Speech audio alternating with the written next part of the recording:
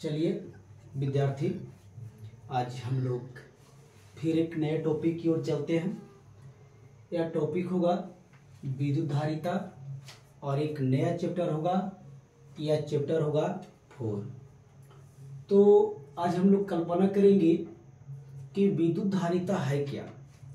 तो थोड़ा सा इसके बारे में हम समझने के प्रयास करते हैं कि किसी चालक को, कोई चालक होगा, उस चालक को आवेश के जितना ग्रहण करने की क्षमता होगी, उसी क्षमता को हम लोग क्या कहेंगे, विद्युत धारिता।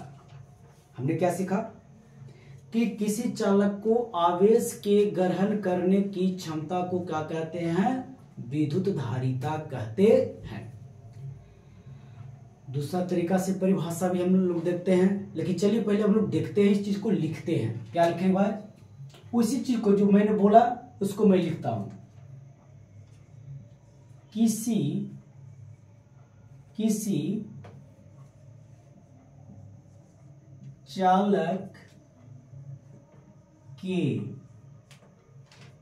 चालक के आवेश ग्रहण करने की क्षमता को विद्युत धारिता कहते हैं। चलिए थोड़ा सा इसको ऐसे भी हम परिभाषित कर सकते हैं। मान लिया जाए, या में लिख सकते हैं, क्या कहता है, यदि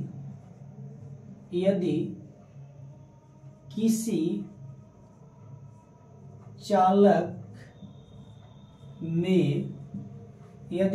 चालक में Q आवेश दिया जाए तो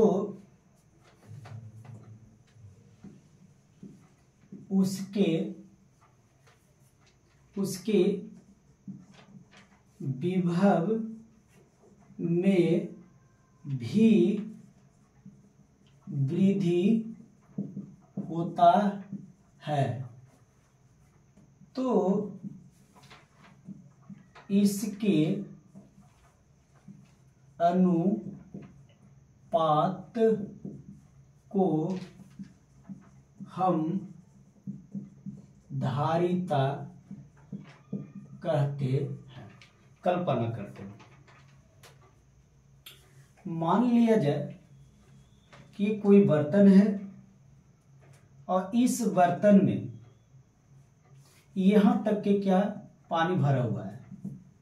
अगर इसमें पानी गिराएंगे तो जाहिर सी बात होगी कि पानी जो पहले से था और हम पानी ऊपर से डालेंगे तो इस तल से क्या होगा, उठेगा।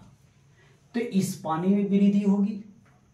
पहले के पानी का तल यहां था, फिर सब इसमें पानी डालेंगे तो तल तो ऊपर उठेगा ना, तो इसमें वृद्धि होगा। उसी तरीका से अगर किसी चालक की हम कल्पना करते हैं और उसमें हम आवेश देते हैं तो पहले से जितना विभव था उस विभव में तो वृद्धि होगी ना। तो दिया गया आवेश और उसमें जो विभव में वृद्धि होगी, उसकी जो अनुपात होगा, उसी अनुपात को बेटा हम क्या बोलते हैं, विद्युत धारिता। सिंपल है, आसान है, बस समझना है।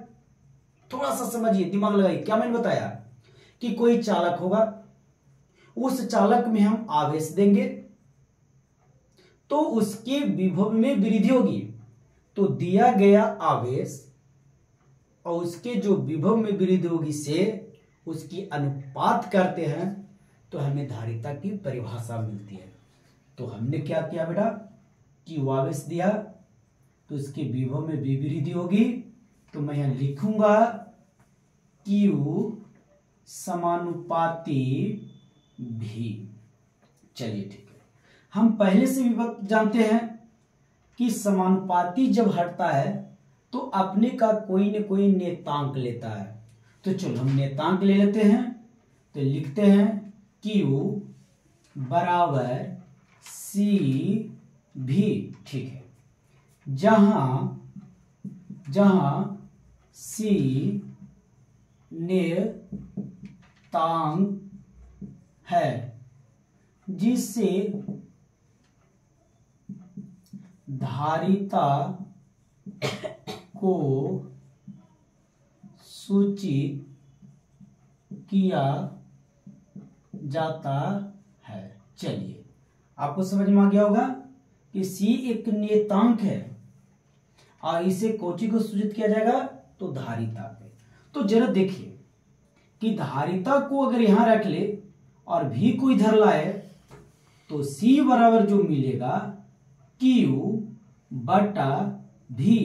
यही हम लोग को खोजना था कि धारिता C क्या है, तो आवेश बटा V। अब चलिए थोड़ा सा लिखते हैं कि धारिता का जो एसआई मात्रक होगा क्या होगा, तो आवेश का मात्रक कूलाम होता है और विभव का मात्रक वोल्ट होता है। तो लिखेंगे धारिता का एसआई मात्रक कूलाम प्रति वोल्ट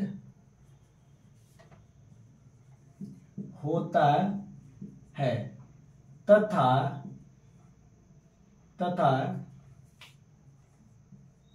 इसे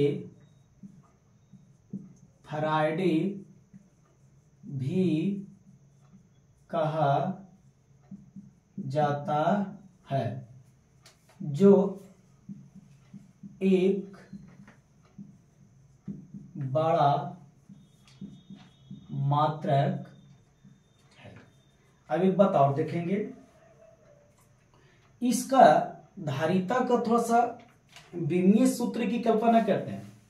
चूंकि जब बोर्ड में जाएंगे तो विमीय सूत्र भी पूछेगा, तो हम उसको भी समझते हुए चलेंगे। दिखाई दे रहा, लिखेंगे धारिता का विमीय सूत्र। देखो पहले हम आवेश का विमीय सूत्र देखेंगे, उसके बाद विभव का देखेंगे। तो आवेश का विमीय सूत्र होता है AT, ठीक, बटा इसका देखेंगे तो होता है ML